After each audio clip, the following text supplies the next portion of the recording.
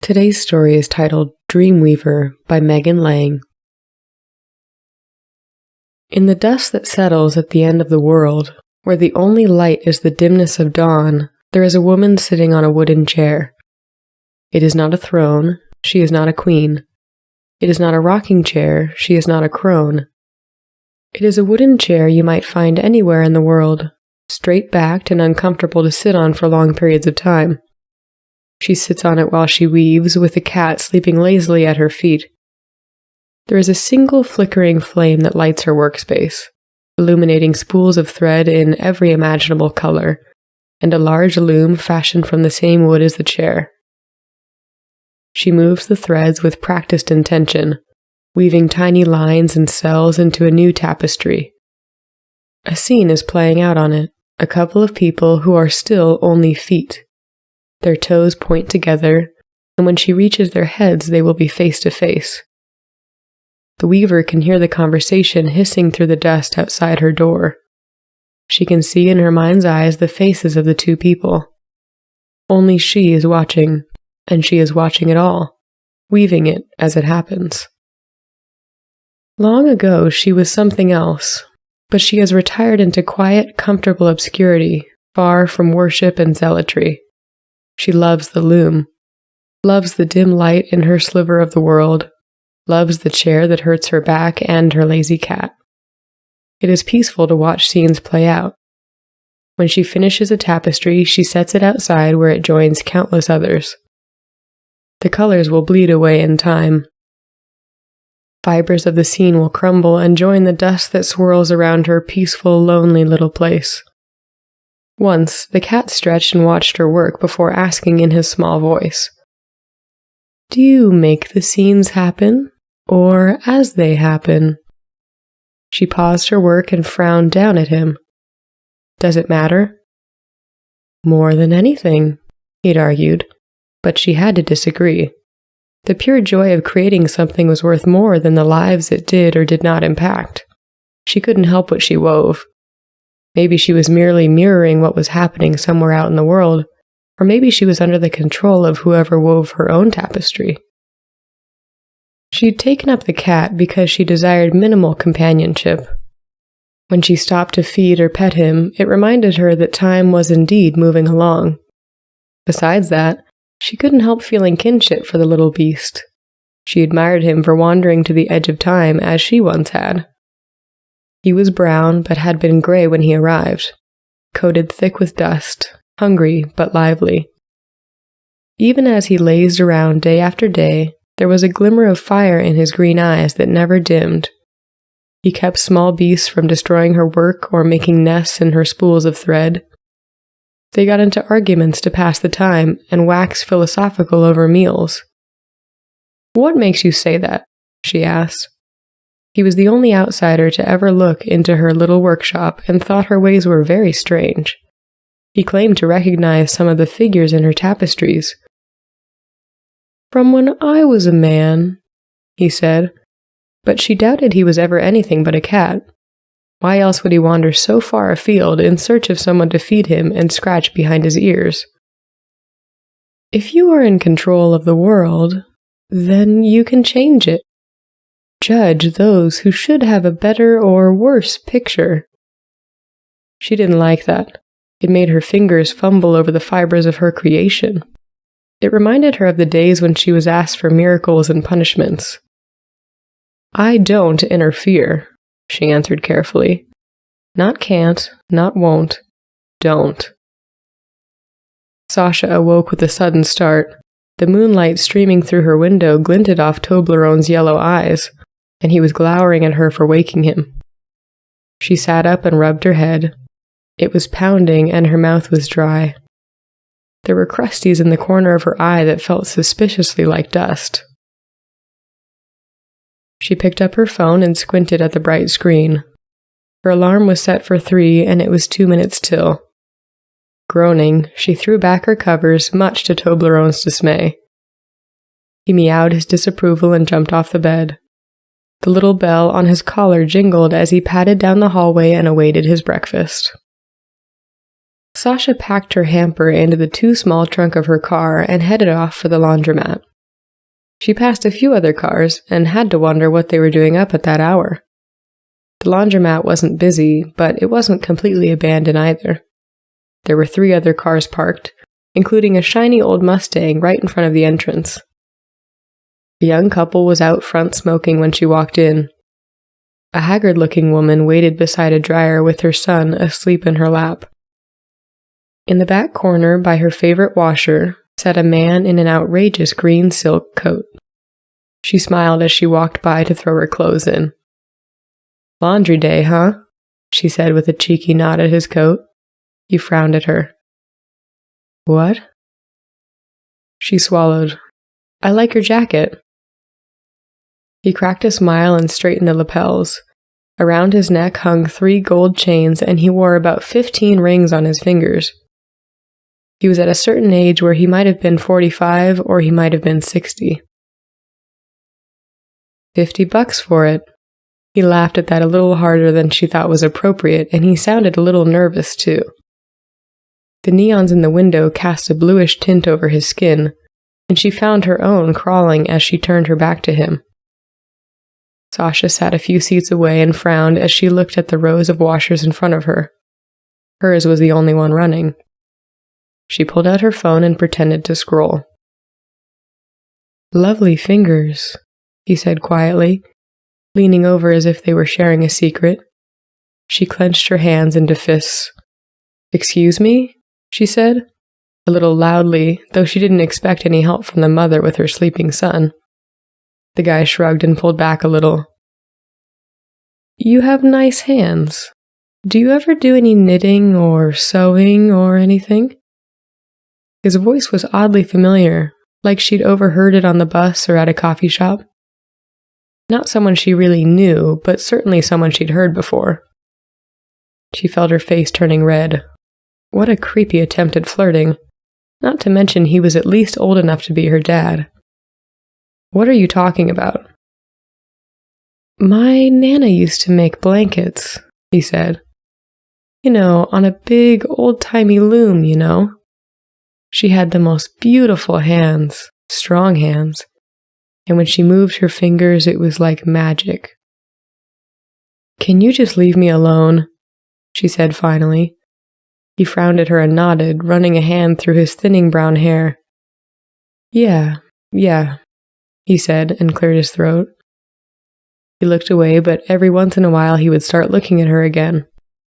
First, just stealing glances out of the corner of his eye, but they got longer and longer. She slammed her phone down and turned to look at him. "You are making me uncomfortable," she said slowly. He was looking sheepish now, almost pained. "I don't mean to. Really, I don't." "Well, then can you please stop?" "It's just that..." He took his head and ran his hand through his hair again. "Can I ask you one more thing?" Sasha glared for a moment and then sighed. "Fine." "Do you make the scenes happen, or as they happen?" Really quickly, I want to give a shout out to our sponsor. Anchor is a free podcasting platform that allows you to record and edit straight from your phone or computer. My favorite part of using Anchor is it allows you to be found on Spotify, Apple Podcasts, and a bunch of other platforms without you having to do any work. It's basically everything you need all in one place. Download the free Anchor app or go to anchor.fm to get started. Her blood went ice cold. She knew where she'd heard his voice before. The smile he gave her was utterly feline. "You recognize me?" he asked hopefully. "I said you could ask one more question," Sasha said. Her heart was pounding. Maybe she was still asleep. Maybe she was still dreaming. "You can ask me one if you want." "What do you want?" she whispered. She didn't want anyone to interrupt them now. "I'm as freaked out as you are, okay? I thought your brain couldn't make up faces. That's a thing people say about dreams, right? You can only dream about people you've met. That isn't the weirdest part of this, she snapped. She didn't know this man, had never seen him or met him or overheard him in a coffee shop. But they'd shared a dream? Such a real-seeming dream? Do you think that makes it real? Sasha scoffed. I can't even knit. He'd turned his knees toward her. I thought it was my Nana.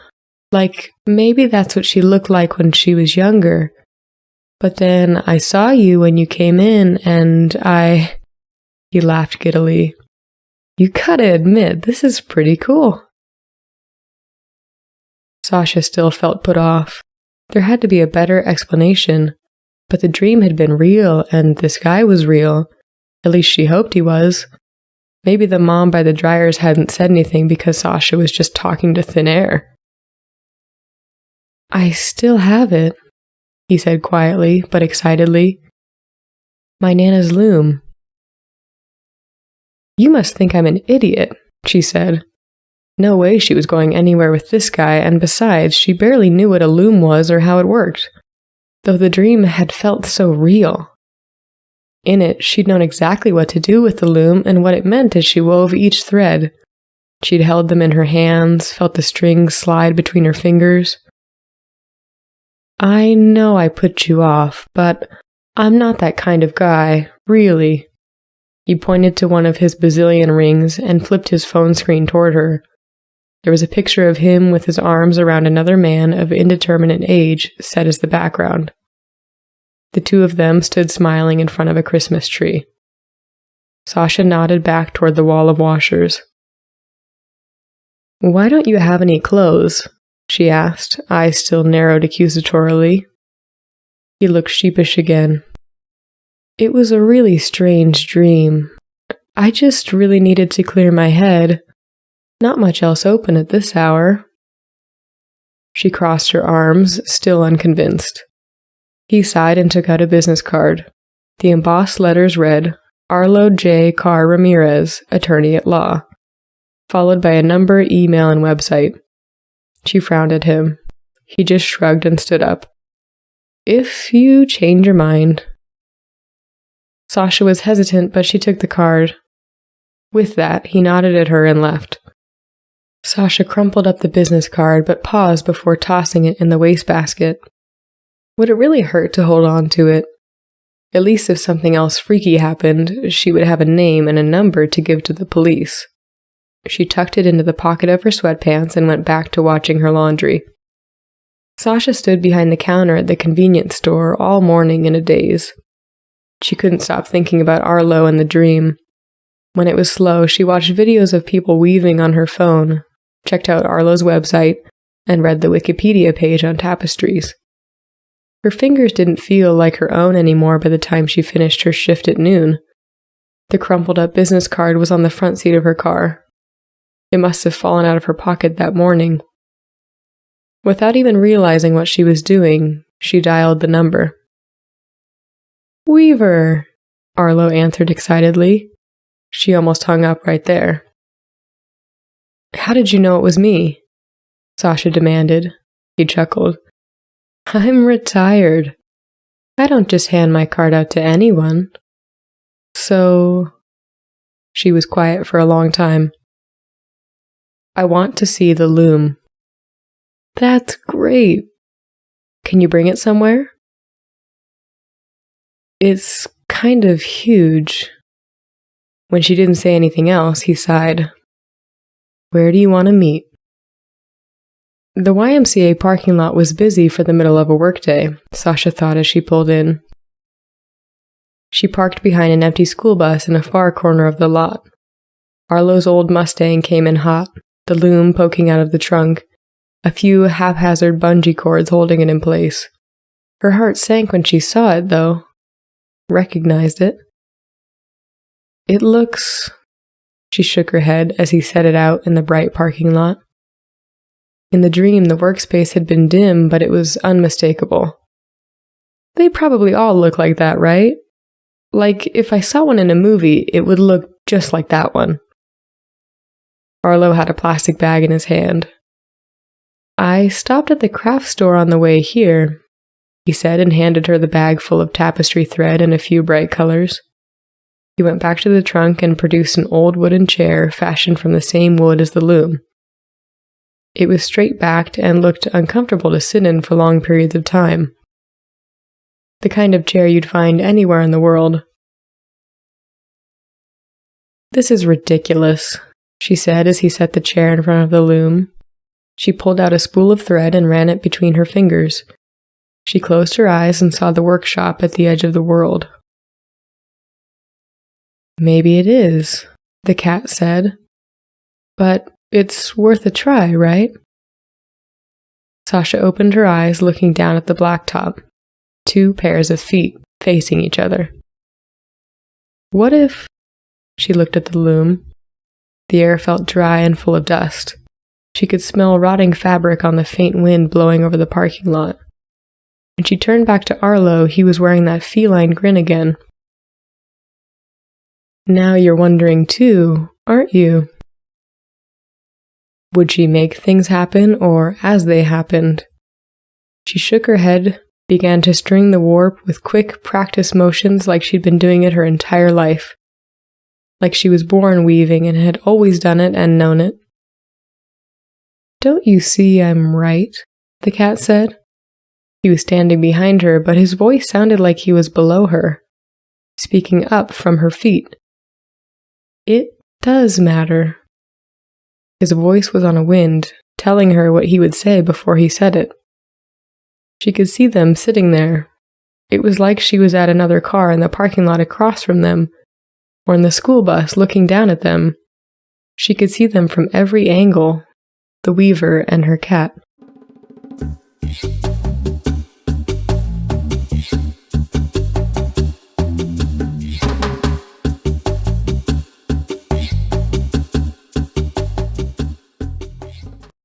Good morning, afternoon, or evening. My name is Katie, and you're listening to Unpublished, Not Unknown, where we bring indie writers from across the world into the spotlight. If you enjoyed this story, be sure to visit the author's Readsy page linked in the show notes. Go show them some love and let them know you came from the podcast. If you're a regular listener and want to support this effort, here are a few ways to do so. The quick and free way is to give us a 5-star review on Apple Podcasts. It only takes a few seconds. You don't even have to write anything. All you have to do is go to the app and tap the stars. Another way is to share this episode with friends. You can also follow the podcast on Instagram at unpublishednotunknown. If you would like to support this page financially, we have a Buy Me a Coffee page linked below. That gives you the option to either become a monthly member for just about $1 an episode, or $4 a month, or you can support however much you'd like at a dollar amount you decide. I post a new episode every week, so be sure to hit the follow button wherever you're listening to make sure you don't miss the next one. Finally, I want to give a big thank you to the author for allowing me to give voice to your story. It's been a pleasure. Until next time, this has been Unpublished, Not Unknown.